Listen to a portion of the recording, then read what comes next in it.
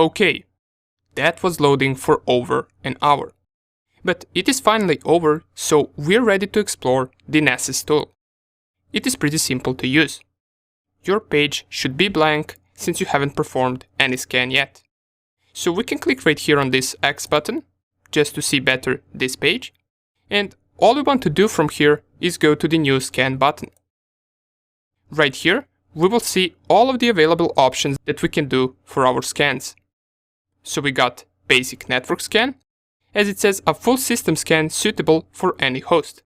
We got the Advanced Scan, Configure a Scan without using any recommendations, and we got a bunch of the other options, and for some of them we need the Nessus Professional version in order to use, such as this one, this one, this one, and all of these that have the upgrade on them. Now, as I already talked about, with Nessus Essentials, we're only going to be able to scan local IP addresses. Inside of a company, you could use this tool to scan their networks for vulnerabilities. However, you cannot scan an external IP address with this. So scanning a website is not going to work, unless it's inside of your network. Another thing to remind you is that we can scan with the free version up to 16 IP addresses. And if I'm not mistaken, those 16 IP addresses clean after 90 days, so after 90 days you will be able to scan more IP addresses, but I'm not sure about that. And if you have a free version and you have more than 16 targets, you will have to scan that network with multiple Nessus scans. So, scanning big enterprise networks for big companies will require Nessus Professional version. But what we want to do here, to learn Nessus and how to use it, we want to go onto the basic network scan. And this basic scan will require us to specify some options. Now, for our first scan, we'll be scanning only Metasploitable. So, turn it on if you haven't already. Check out the IP address of Metasploitable. In my case, it is 192.168.1.4. And once you do that, we can proceed to specify our options. In the General tab, under the name, you can specify anything you want. I will simply just type Metasploitable. Under the description, I will just leave this empty, there is nothing really to specify here. You can put anything you want here, just so you can recognize which type of scan you did and on which target you did it. In the folder, we will leave it on My Scans, and in the targets, we specify the IP address of our target machine. Since right now we are only scanning one machine, we will specify the IP address of Metasploitable. But if you were to scan a network, you would specify something like this, 192.168.1.1/24, in case it is a /24 network. I believe you can also specify it like this, so dash 192.168.1.255. But right now, let us just go with our Metasploitable. And with the free version, we can't even scan 255 hosts. Remember, we can only scan 16. Once you specify this, we want to proceed to the Schedule tab. And here, this Schedule tab is useful once you want to schedule your scans on a certain period of time, or you just want to schedule a scan while you're doing something else on the side. For now, we're going to leave it off. Under the notifications, you can choose if you want to send results to some emails over SMTP server. We're not going to be doing that right now. In the Discovery tab, this is the important stuff. Here we choose how many and which ports we want to scan. We have an option of scanning common ports, and this is similar to Nmap default port scan. It will only scan most popular ports. Or you can select Scan All Ports, which we're going to use right now, to scan all 65,000 ports on our Metasploitable. And if you want, there is a custom option, which is the third option right here, but we're pretty satisfied with this Scan All Ports option. If we read the settings, the general settings always test the Nessus localhost, use fast network discovery. Under the port scanner settings, we have Scan All Ports, use netstat if credentials are provided, use SYN-scanner if necessary, and we're pinging hosts using TCP, ARP, and ICMP. Good. Once you set this to Scan All Ports, you can go to the Assessment, and in the Assessment tab, we can choose what we want to scan for. So there are a few options. If I click right here on the scan type, we have Scan for known web vulnerabilities, Scan for all web vulnerabilities, and scan for all web vulnerabilities complex. For the purposes of this tutorial, we will be scanning for known web vulnerabilities. Why? Well, this will just take lesser time to finish. When you run scan for complex web vulnerabilities, it usually takes a lot more time. And we can see right here under the general settings, avoid potential false alarms, enable CGI scanning, and web applications, we will crawl up to 1000 pages, up to 6 directories, and we will test for known vulnerabilities in commonly used web applications. These are our assessment settings. But also keep in mind that if we discover some web vulnerabilities, we will see how to attack them in the web penetration testing section. That will come right after the exploitation section. For now, let us just see whether Nessus will find something juicy. Right after, we go to the report settings, and usually you want to leave this on default, so we're not going to be changing anything right here. And finally, in the advanced tab, we will leave it on default for now and proceed to click on save. So click on save right here, and you should have your scan right here. Now, you will notice that it does not automatically start. We must launch it. And we do that by clicking on this arrow right here, which says launch. Click on it. In just a few seconds, here it is. These green arrows will start spinning and our scan has officially started. This will try to discover all the vulnerabilities it can find for the metasploitable machine. Now, keep in mind that these scans can take a lot longer than Nmap scans. You can always check the current state of scan by clicking on the scan name, in our case on the metasploitable, and you will be able to see what it managed to find for now during the scan. Different vulnerabilities will be marked with different colors. We will have blue color, which means information disclosure, and what that is it possibly managed to find some information that should be private, or it managed to find the service version or something similar that allows us to find out more information about the target. It doesn't necessarily mean that the information is useful though. Then we have green, yellow and orange vulnerabilities, or also known as low, medium and high vulnerabilities. And at the end we get the most interesting vulnerabilities, which are critical vulnerabilities. This usually includes remote code execution or something similar. So what you can also do, you can click on them, and this is just what it managed to find at this current point of scan.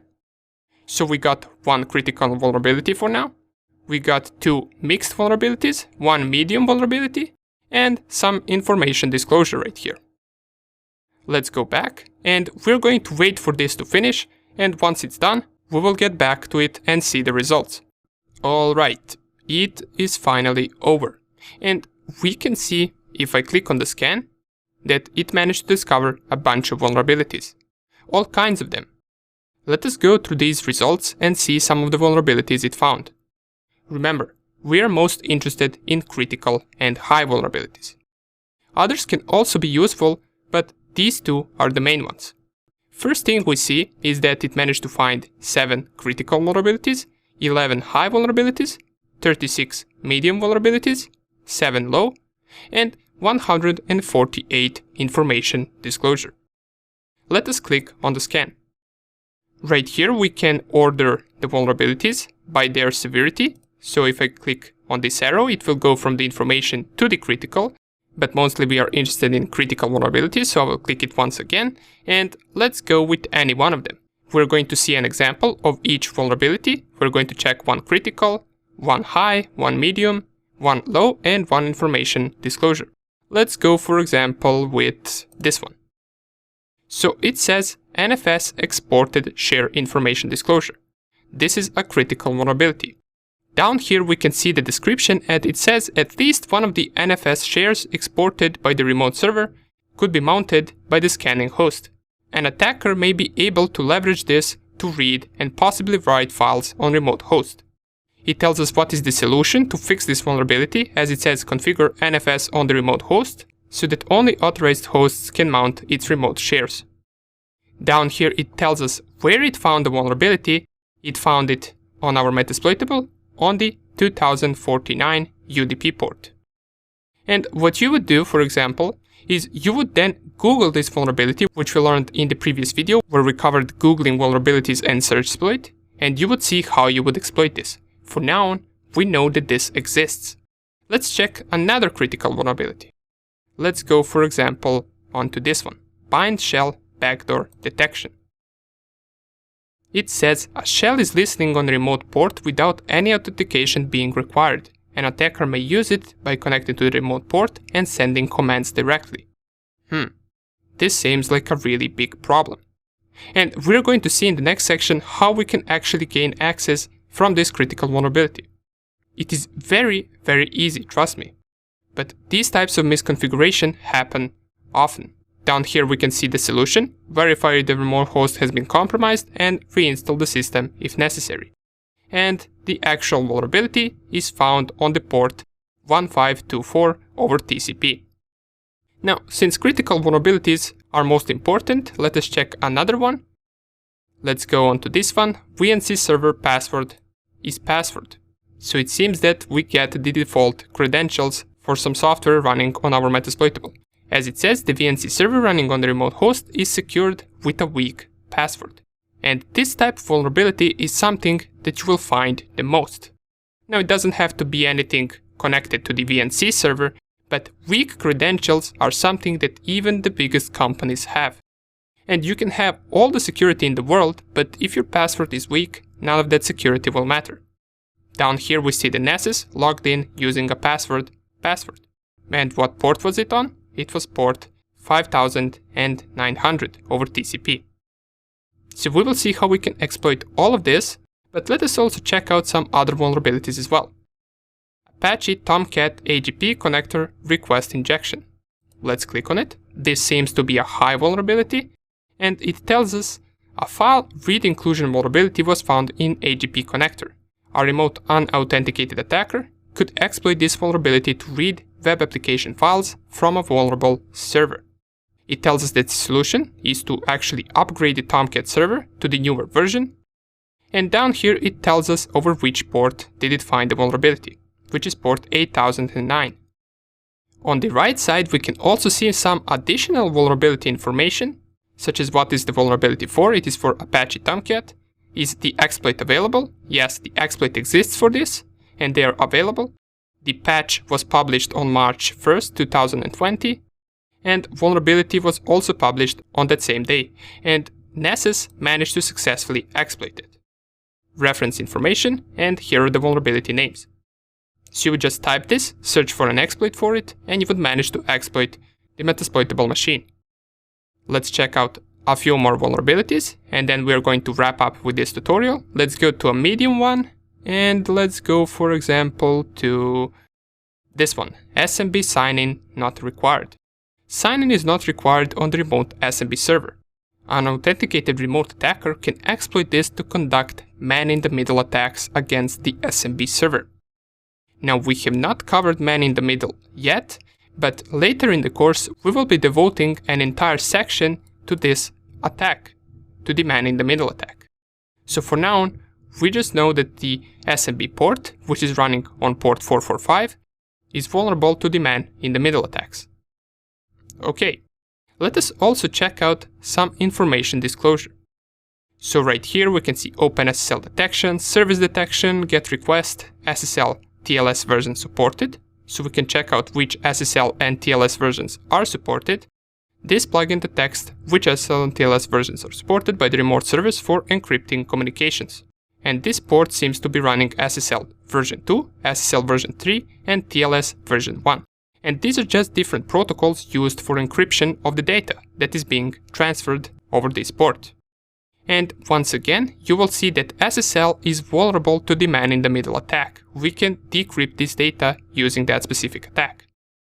However, don't worry if you fully don't understand what I'm talking about. This is once again something that we will cover in a later section. Okay, great. Do you see right now how amazing this Nessus scanner is? It literally gave us most of the vulnerabilities just from a single scan. In the next section, we will see how to exploit most of these vulnerabilities on the Metasploitable, but on other targets as well. In the next video, we're going to scan other machine using Nessus, and we're going to see what results we get. See you in the next